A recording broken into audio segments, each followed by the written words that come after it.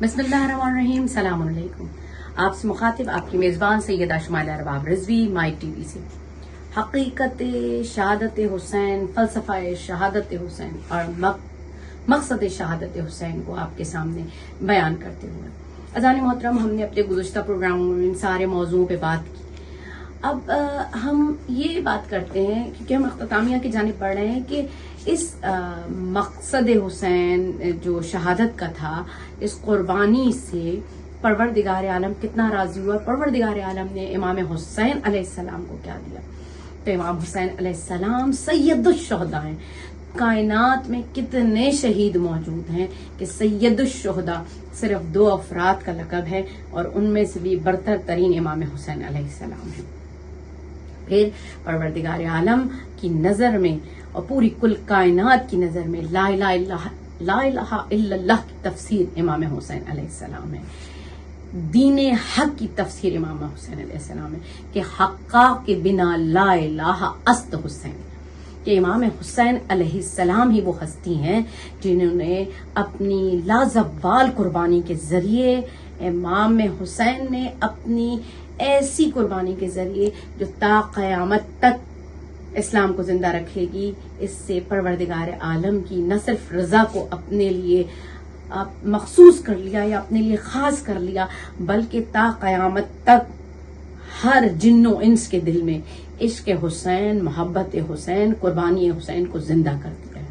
امام حسین علیہ السلام نے اپنی اس قربانی کے ذریعے ہم تمام دنیا کے افراد کو ایک انسانیت کا درس دیا ہے. آپ دیکھتے ہیں نا کہ بعد از کربلا کے کوئی مسلک نہ رہا سوائے 2 مسلکوں کے، کہ حسینیت اور یزیدیت. جہاں بھی آپ دیکھیں گے قربانی امام حسین کو پروردگار عالم نے اتنا بلند درجہ دیا ہے کہ آپ جہاں دیکھیں گے، جس جگہ دیکھیں گے کہ ظلم ہو رہا ہے، بربریت ہو رہی ہے، ان جگہوں پر ظالم کا نام ہمیشہ یزید لیا جاتا ہے.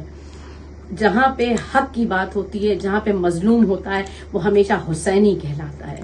امام حسین علیہ السلام کی قربانی نے پوری دنیا میں حسینیت، مظلومیت کے لیے ایک استعارہ بنا دیا ہے، اور ظلم کے لیے یزیدیت ایک لعنت بنا دی ہے.